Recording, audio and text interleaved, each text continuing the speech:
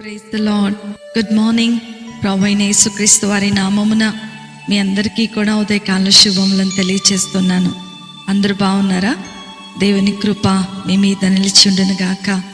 నా ప్రియమైన దేవుని బిడ్డలారా, యేసుతో అనుదిన ఆత్మీయ ప్రయాణం నాతో పాటు కొనసాగిస్తున్నటువంటి నా ఆత్మీయమైన సహోదరి సహోదరులందరికీ కూడా ప్రభు పేరట శుభములను తెలియచేస్తూ ఉన్నాను.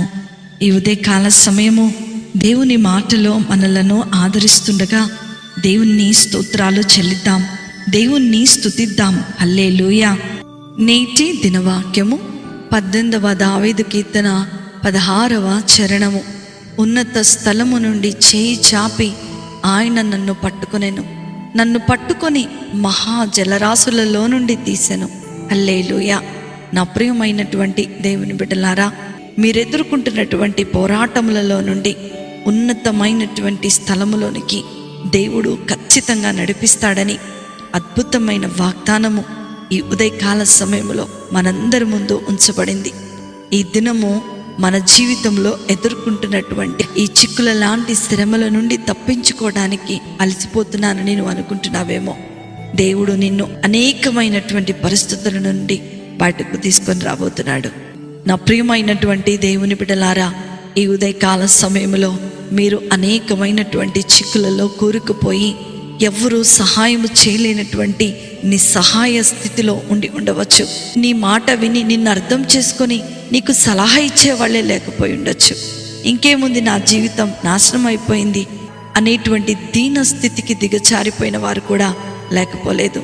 నా ప్రియమైన దేవుని బిడ్డలారా, మనం ఎదుర్కొంటున్నటువంటి ఈ నిస్సహాయ స్థితిలో నుండి మనలను విడిపించటానికి ఈ ఉదయకాల సమయంలో ఉన్నతమైనటువంటి దేవాది దేవుడు తన స్థానమును విడిచి నిన్ను నన్ను రక్షించటానికి ఆయన భూమి మీదకు వచ్చారు.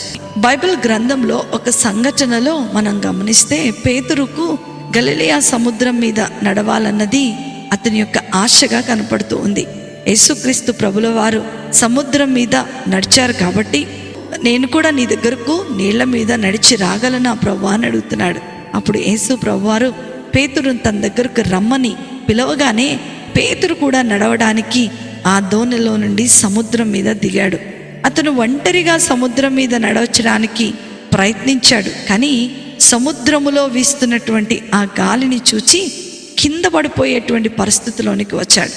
గాలి వీచినప్పుడు అతను సముద్రంలో మునిగిపోవడం ప్రారంభించాడు మరియు తనకు సహాయం చేయమని ప్రభువునకు మొరపెడుతూ ఉన్నాడు. ప్రభు నీటి మీద నుండి నడుస్తూ క్రిందకు వంగి అతన్ని పైకి లేపుతాడు. పేతురు గొప్ప ప్రమాదము నుండి బయటకు వచ్చి యేసు ప్రభువారితో కలిసి మరలా ఆ నీటి మీద నడవటం మనం ఆ లేఖన భాగంలో చూస్తూ ఉండవచ్చు. నా ప్రియమైన దేవుని బిడ్డలారా, ఈ ఉదయకాల సమయంలో ఎంతమంది అయితే ఈ వాక్యాన్ని వింటూ ఉన్నారో, మీరు ఎదుర్కొంటున్నటువంటి కష్టాలను బట్టో, మీరు ఎదుర్కొంటున్నటువంటి పోరాటాలను బట్టో, మీరు చూస్తున్నటువంటి అవమానములను బట్టో కృంగిపోక, మీరు కూడా దేవునితో నడవాలని ఆయన మీ పట్ల ఆశ కలిగి ఉన్నాడు. కాబట్టి కనుకనే నా ప్రియమైన దేవుని బిడ్డలారా, మనం సరైన మార్గంలో నడవటానికి మన జీవితం మీద మనము దేవునికి అధికారము ఇవ్వాలి. మన ఆలోచన ప్రకారము ఎప్పుడు కూడా వెళ్ళొద్దు.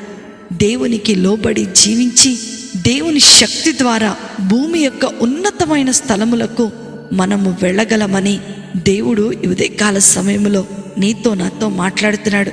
నా ప్రియమైన దేవుని బిడ్డలారా, దేవుడు మీ జీవితంలోని ఈ సమస్యలను, ఈ యొక్క ఉపద్రవాలను, ఈ అపజయాలను, ఈ ప్రమాదాలన్నిటినీ కూడా గొప్ప అద్భుతంగా మారుస్తాడు. అట్టి కృప, ధన్యత, ఆశీర్వాదము వాక్యం వింటున్న దేవుని పిల్లలైన మీ అందరికీ అనుగ్రహించబడును గాక.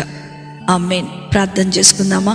మమ్మల్ని మిక్కిలిగా ప్రేమించిన మా ప్రియ పరలోకపు తండ్రి యేసు స్వామి, మీకున్నతమైన ఘనమైన నామమును బట్టి మీకు వందనాలు.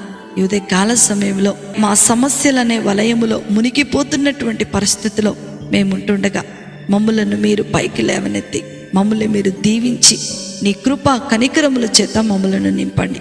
నీ సన్నిధానంలో మమ్మలను మీరు భద్రపరచండి. నీ రెక్కల చాటున మమ్మలను దీవించి ఆస్వాదించమని ఈ ఉదయకాల సమయంలో ఎంతమంది అయితే వాక్యాన్ని వింటున్నారో వాళ్ళందరినీ కూడా మీరు బలపరచమని నజరేయుడైన యేసుక్రీస్తును శక్తి కలిగిన నామములో అతి వినయముతో అడిగి వేడుకొంచున్నాను తండ్రి. Amen, amen, amen. ప్రభు మిమ్ములను మీ కుటుంబాలను దీవించునుగాక. ప్రేమతో మీ సహోదరి శిల్ప జోసెఫ్.